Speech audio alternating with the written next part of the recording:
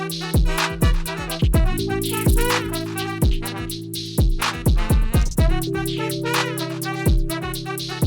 guys, welcome to this edition of Free Thinking with Montel. I'm so happy to have our guest today. Our guest today is a beacon of hope in Los Angeles' ever-increasing homeless population.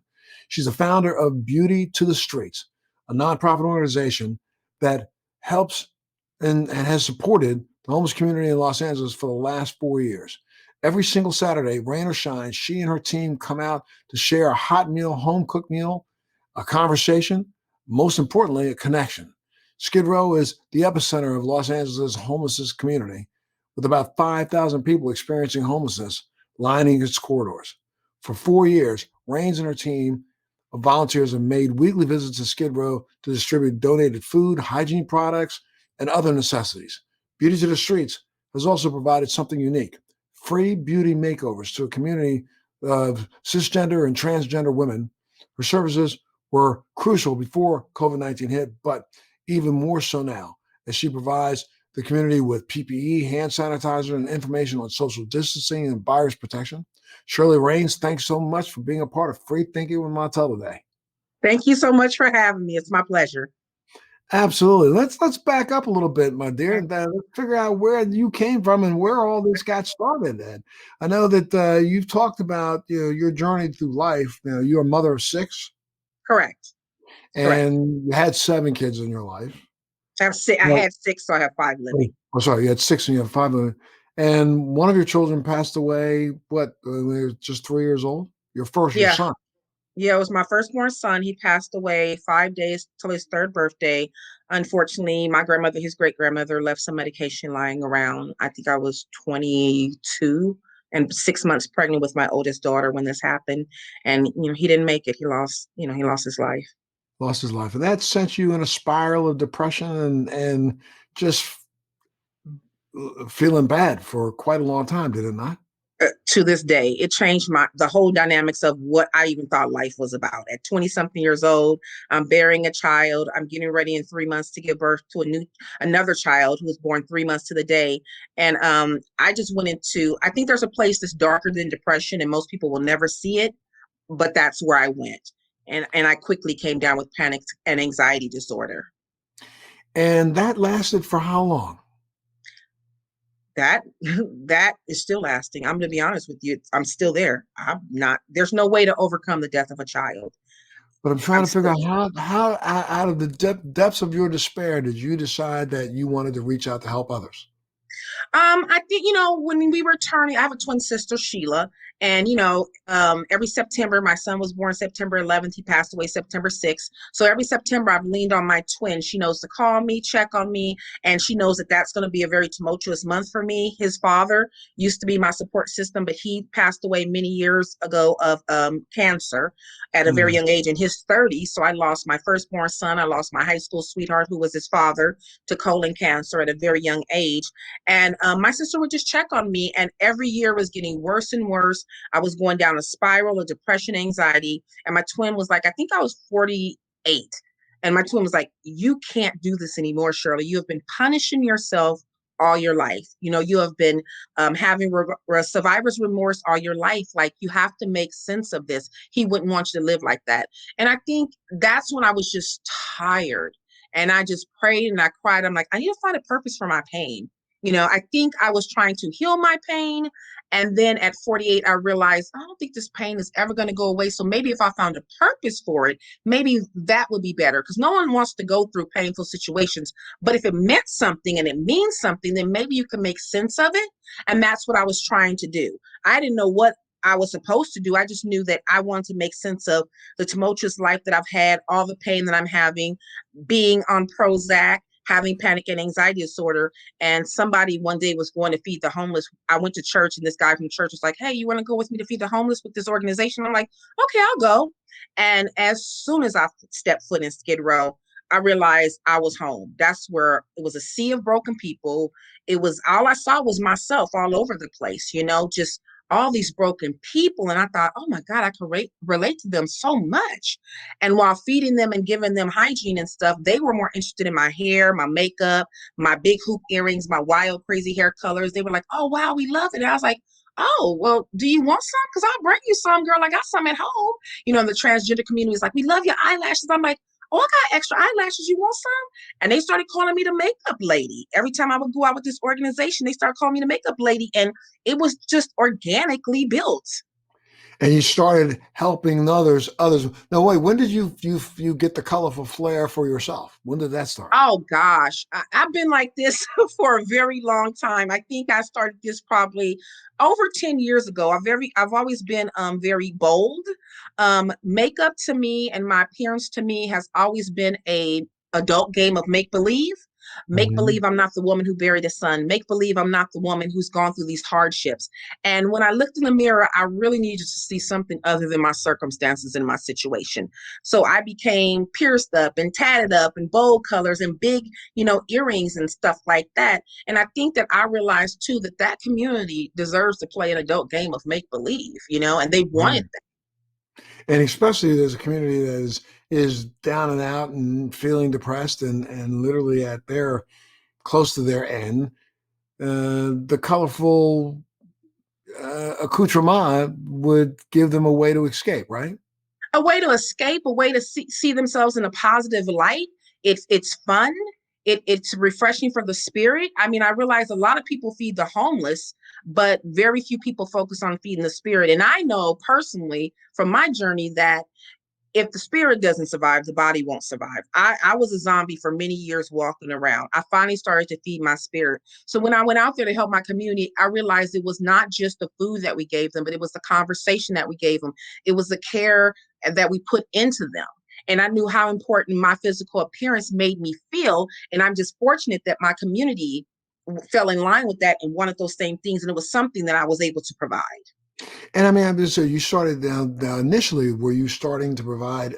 First, you started with food, then you started providing some makeup services, then you started providing showers and clean hair and washing hair and actually physically doing the hair of several people on death on Skid Row, right?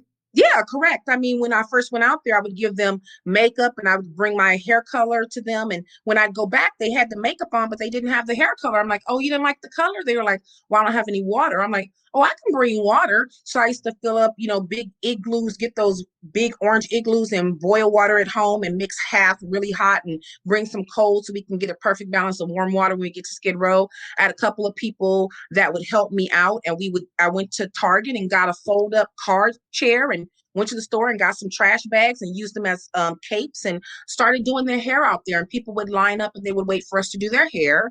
And then it occurred to me that homelessness appeared to be a long-term camping trip. And so I said, well, let me go to the camping section and see if they have any pop-up showers or anything that we can provide privacy for, but also get them clean. And we found pop-up showers and we would hold water bags over them. And I bring all the water from home. I still do to this day, to make sure that they were showered and felt good. It's what I had to give. I'm a mother. I have a nurturing spirit. And it made sense. They were so broken and it gave me a purpose for my pain. And that purpose actually led to my passion. And I started my own nonprofit doing just such. And what's the name of the nonprofit?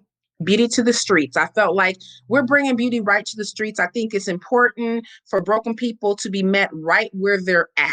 In their tent on the corner. I don't want a building because they don't have a building to live in. I want to meet them right where they're at. And so we set up a beauty salon on the corner. We do hair. We have barbers. We give makeup. Due to COVID, we can't put makeup on anymore, but we give makeup and we bring all the resources right to them. I can't help them get off the street, but I can bring beauty to the streets where they're at.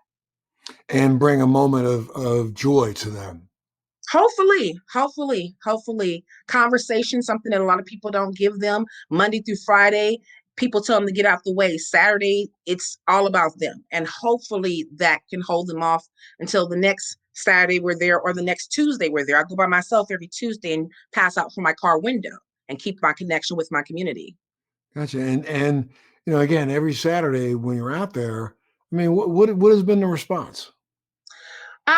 First, of course, broken people, it's hard for them to trust, and I completely understand that. But when we went out there, it was really hard in the beginning when I was building my team up, and I left this organization and decided he was in the back streets of Los Angeles, California. And I decided, well, I love the back streets, but I want to do something even more. I want to go to Skid Row. And people are like, no, it's the roughest area. It's the meanest people. It's very dangerous. I'm like, and I completely feel at home because I've had a very rough life, and broken people display actions in a very particular way. So I knew they weren't dangerous. They weren't a lost cause. I knew there was drugs and alcohol down there. I also knew that drugs and alcohol was a coping mechanism for homelessness, and it wasn't something that created their situation of homelessness. So we went out there. It was pretty hard for people to trust me. I'm not going to lie. They thought there was a catch. They thought there was something to it. I would tell them I loved them, and they'd be like, who is this strange lady telling me she loves me?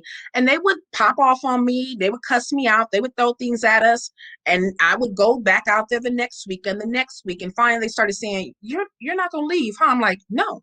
You really love us, huh? I'm like, yeah, I've been telling you that for a couple years now. And it took a long time. 4 years later, we've earned the trust of the community, and they're very grateful that we stuck it out with them. They see that we're sincere. It's not for cap. It's not for clout. It's because I really, really care. A lot of them know my story, and they know that I'm one of them. I'm just one of them who happens to still live behind four walls and a door, but there's nothing really different between me and them, you know? And you provide meals for between 600 and 800 people every Saturday. Is that right? Correct. Correct. We do. We provide meals. We give them we collect hygiene products. So that's why we have our Amazon wish list. And we have everything from the hygiene products, and the Amazon wish list is built upon the need of the community. So we have everything from wipes so that they can feel clean every day, to hand sanitizers, toothpaste, toothbrush, deodorant, the basic hygiene necessities. And then we also go a step beyond that. We get wigs for the women. After we wash their hair and put it in a nice, cute, protective style, they might want to throw a wig on or something. We get them housing, which is tents, sleeping bags, blankets. It's the only housing that I'm able to get for them. But we make sure that they have supplies that they need to stay on the street, safely on the street. We get mace for the women in the trans community. We get protected. We get rape whistles. We get whatever we can to make their experience on the street something they can make it through until they get to a different chapter in their life. That's crazy. Again, give that Amazon wish list information out so people know where to go. You can go to our website, beautytothestreet.org. And if you click the donate button, it'll take you to our options. And we have an Amazon wish list. We have a P.O. box where people can mail things into. We have all of our Cash App, PayPal, Patreon. We have monthly supporters who, support us every single month. And that's our Patreon. We have Venmo. We have several different ways to help our community. And you're looking for anything. Any pennies, every penny will help. Oh my gosh, yes. It's literally $7 a head. It equates to $7 to feed our community. So it costs us somewhere about $3,500 or at least a little more every single Saturday, just for the food part. And on top of the hygiene, and then we also provide ice cream for them every week because they love their ice cream. So they get their desserts, they get a snack bag of food to go as well after they eat that meal with us. We want to make sure we give them something that they can eat later in their tent and take with them. So we provide so many services for them. And then again, I feed on Tuesdays as well. That's their McDonald's day. Absolutely, but now when you go down on a Saturday, where do you put do you put up a portable shower? We don't do the shower in Skid Row. The shower is for the back street. So what we do on Saturdays is I bring gallons and gallons of water from my house in these big insulated water bags that you're supposed to use for camping. So I pull probably 10 of those out of my house. They're 5 gallons each. Pull them in a wagon and get them to the car. And we set up hair washing stations on the corner. So we have 2 hair washing stations. We have the reclining chairs like you do with the salon and everything. We have capes. We set up a barber table. We have a table for barbers. This community knows the drill. We give out tickets. So here's your haircut ticket. Here's your food ticket. The line when I get there is already 100 people deep. The line gets very long. They wait for us. They start lining up at 5:30 in the morning, knowing that we don't show up till 7 and we don't start serving till 9. So that they wait on us to come. And we have a clothes station. We have shoe station.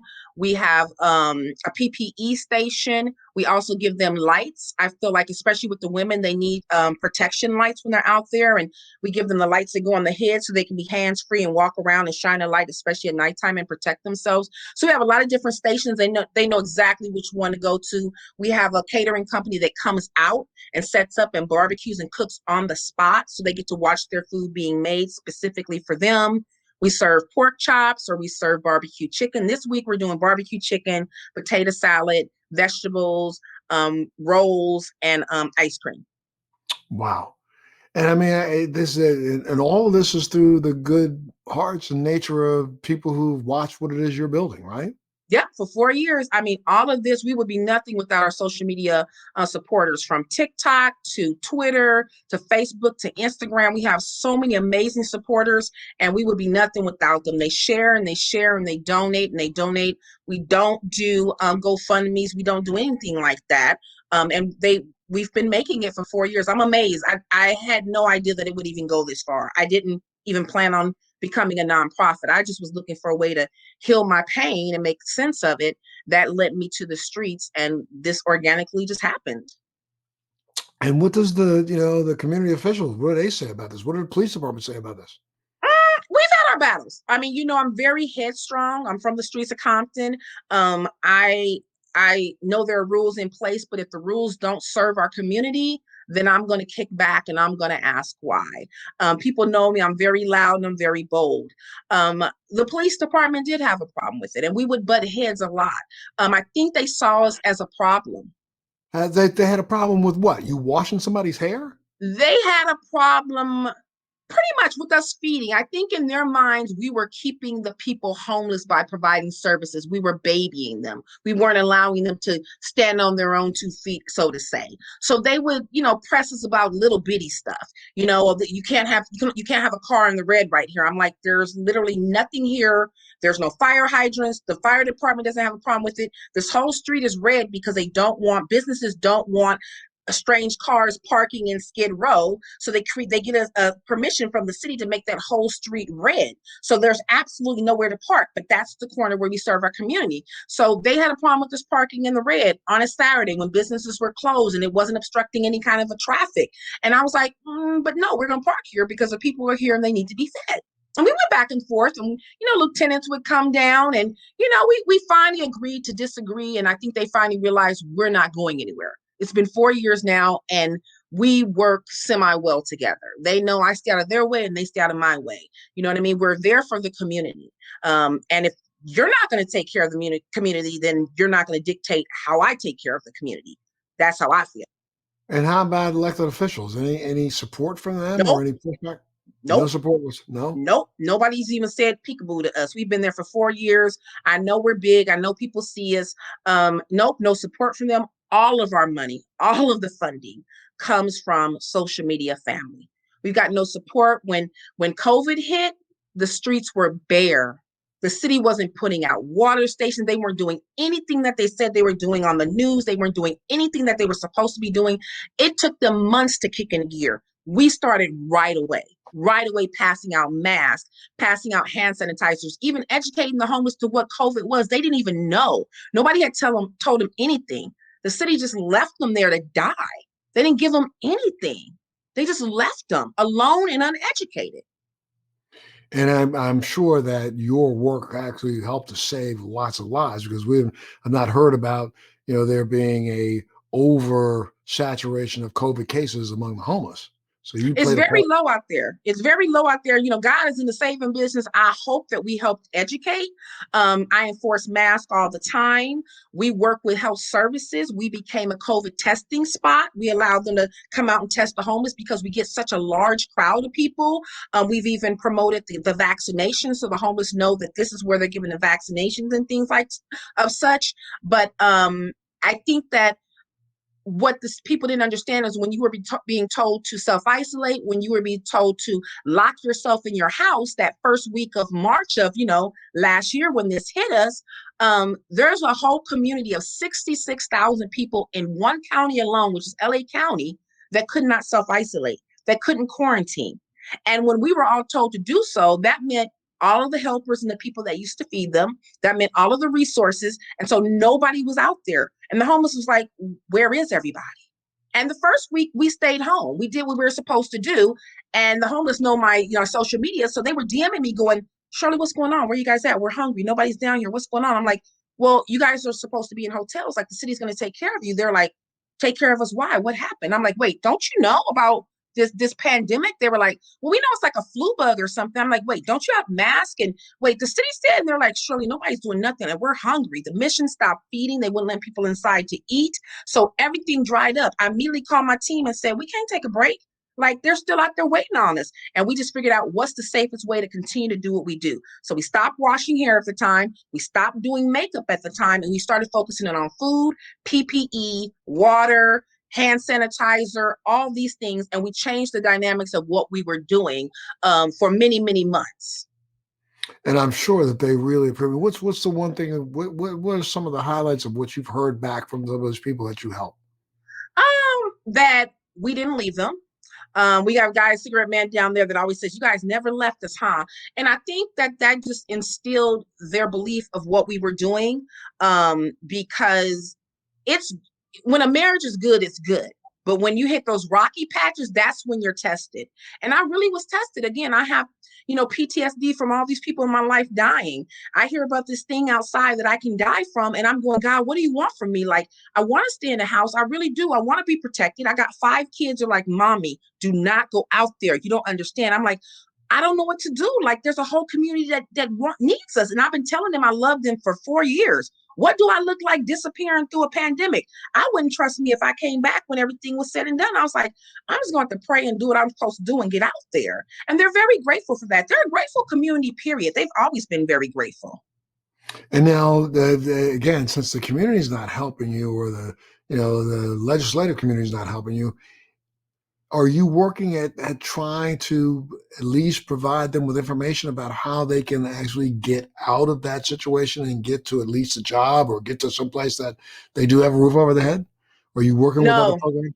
No? we're not. And that's not my ministry. Again, I fell Right. into this and I wish I could do more, but this is what I can do. I can hold their hand till the elective officials decide to get off their butt and come do something for the community. We can try to keep them alive where they're on the street long enough so that they can potentially get that job, so programs can open up for them. We've buried several people on the street right now. There's several of the homeless people that didn't make it, and we've paid for their funerals. That's what we do. We pay for funerals. We hope if they can get the body, we'll pay to make sure the person gets dignity in death, since nobody gave them dignity in life. And I wish I could do more. I am not trained for this.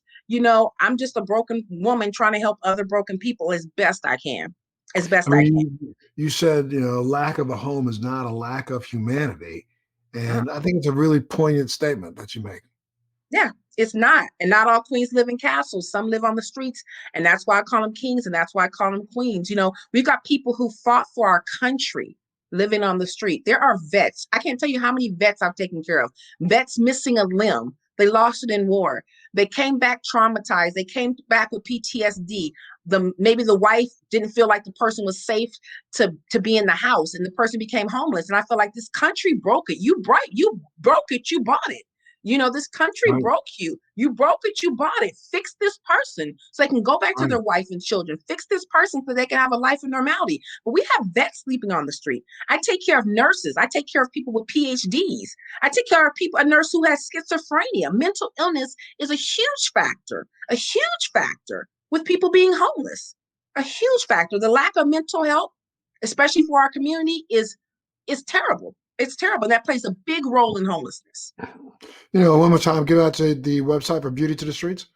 It's beauty, the number 2, the streets has a Z on the end, .org, beautytothestreets.org. And what would you say? I mean, what if tomorrow, President Biden or Vice President Harris said, we really want to hear from the people who are doing the hard work, God's work. What Mhm. would you tell them? I would tell them that the city focusing on getting them housing is not the beginning of healing. It's not. It's a part of the healing, but it's not the beginning of the healing. I would tell them that we can create homes for them right where they're at. We can, the city, like, look, this was a small wound once before. Now we're in a gangrene situation. Where is LA County going to put 66,000 homeless people?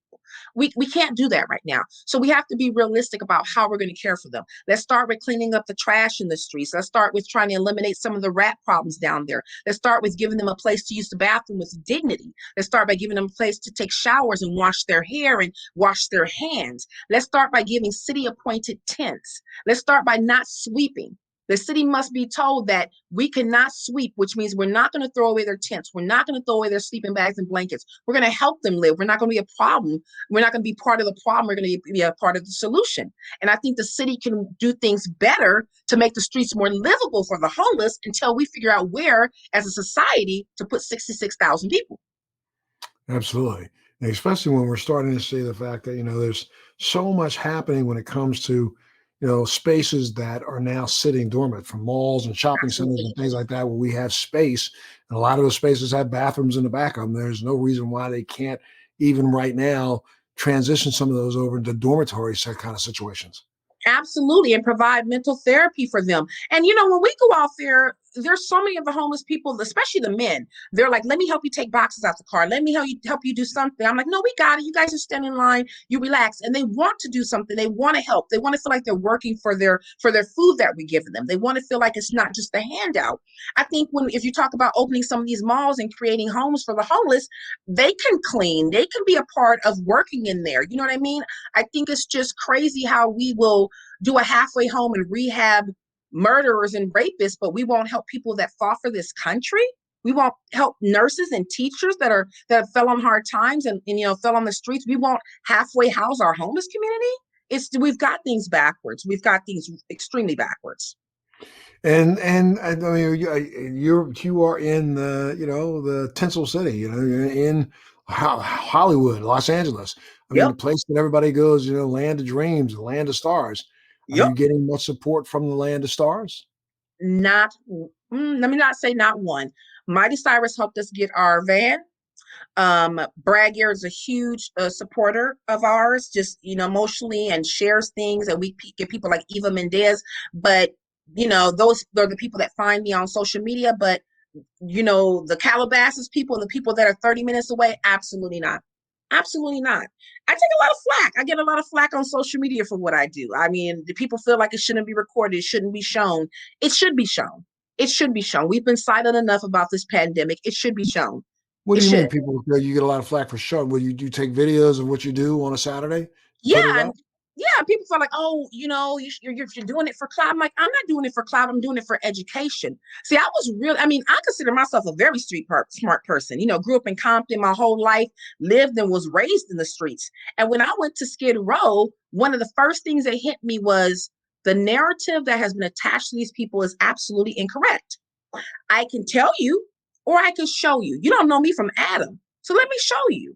And also, I'm asking for your help. I'm asking for your donations. Let me be transparent. Let me show you where your makeup goes. Let me show you what we do with the money that you send us to feed.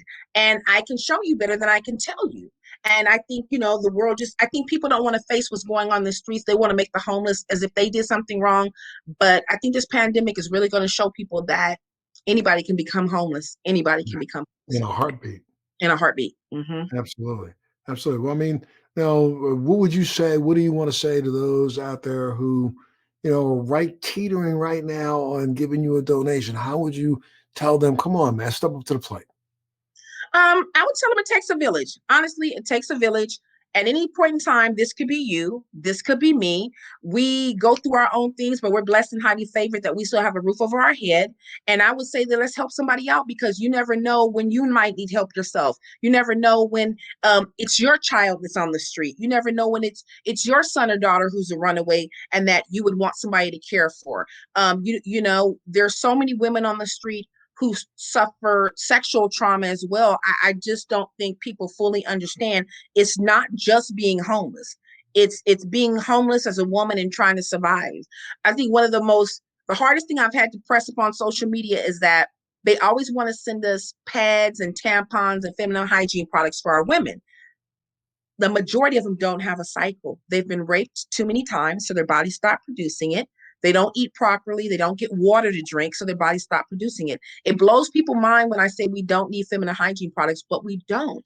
The women are so abused and malnourished that their body doesn't have enough strength to do both things. So it's just trying to help them survive so they don't have cycles. And I think people need to really understand what is going on in those streets and how at any given time it could be any of us. And they need your support. And we just act on behalf. I serve at the pleasure of the homeless, and we need your support so we can continue to take care of them. So, Charlie, I can't tell you, I'm just so impressed by, your drive and your, you know, just humanity to humanity. I Thank mean, you. there are very few people like you out there right now. And Los Angeles problem, though, it is one of the larger of our homeless populations in the country. Mhm. We think, but we don't know because a lot of other cities are silent about Yeah, their problem. They don't talk about it. They definitely don't show it. So yeah, if somebody wanted to do what it is you're doing in Cleveland, in Miami, in wherever, because they're there, yeah. how do they get started? What do they have to do to get started? I think the first thing you have to do is date your community. I mean, I'm married to my community now, but it's been 4 years. By dating, I mean going out there talking to them. I could easily make a food bag. People are like, "Why don't you just have pre-made bags available?" Because a pre-made bag doesn't allow me to have a conversation. It doesn't allow me to ask them how their day is going. It doesn't allow me to ask their name. So I wanted to date my community, which means I want to take my time with them. I want to get to know them, and I want to get to know what some of their needs and desires were. And that's how I found out they wanted hair color. That's how I found out they wanted makeup. You got to get out there and you got to know your community. A lot of people say, I want to do what you're doing. I love hair and makeup. I want to bring that to my city. And my first question is that what your city wants? Well, I don't know. I just love the way it looks. But you got to go ask your community what they want and what they need. Beauty is in the eye of the beholder. And I'm just fortunate that LA County beholds the same things that I behold as beautiful. But your community might behold shoes as beautiful. So you might want to, be shoes to the street. You know what I mean? So get out there and get to know your community, have conversations with them, build that trust. It's a marriage. It took a long time. I started taking care of 20 people. 4 years later, we're between 600 and 800 people. I never thought we would get this big, but we built a relationship with our community. And where do you see you going, Shirley? What's next? What's the next couple of months look like for you? I see us, which has always been my vision. I want a mobile hair station. I want a place where men and women can step on board. They can sit in a chair. They can see their face in lights. They can be in an air conditioned little unit where we can wash their hair inside a little mobile salon. I see us still on the streets, still on the corner, but bringing the salon to them. I've always wanted a mobile salon. Um, we again 600 to 800 people. We get through probably 20 heads of hair before we run out of the water that I bring from home. We use none of the city's resources. All of the clippers that we have to cut hair are cordless. I spend my time charging them, which I'll start doing tomorrow. I charge them all up from my home as best I can so we can have enough power to cut as many heads of hair as we can until the clippers die. I bring as much water as I can physically carry out the door so we can wash as many heads of hair until we run out of water. I want to not tell them no. I don't want to say we ran out of water. I want a mobile shower that's self-sustaining, which means it has its own water tanks. We don't have to plug into the fire hydrant or have the city dictate where we can go. We can go wherever the need is. That's where I see us doing, and I see us continually helping. We've got new residents coming into Skid Row, unfortunately, and I think we're going to continue to see new residents because of COVID and because of people losing jobs and things like that. And I see us continually doing what we're doing. And this is the future for you. I mean, This you is my don't. future. No, this is my passion. I'll be doing this to the day I die. I actually found a purpose for my pain. I cannot bring my son back. I wish I could. It's one of the hardest things I will ever have to deal with in my whole life. I am such an unhappy person when I'm not out there with the homeless because I recognize the loss in my life. But I can't bring my son back. Um, but I can help somebody else's son and I can help somebody else's daughter, no matter how old they are. They can be 80 years old and they're still somebody's sons and daughter. I can help somebody else. Um, in a lot of ways, I feel like it's too late for me. I was broken. I didn't get therapy. I'm on Prozac. I feel like it's too late for me in many ways, but there's so many people that are just getting a start on this life, and it's not too late for them. And we can be there to support them and to encourage them so that they can have hope for the future. This is a chapter in their life, and I would hate for them to be destroyed in this chapter before the better chapters get here. And when you say there's no hope for you, though, I mean, I think the hope for you is the fact that you get inspiration by what it is you're doing. So, I mean, I would hope that you understand that you are a beacon of light for so many others, Yeah, and you can feed on that a little bit, huh? yeah. I mean, I think I just want to be happy.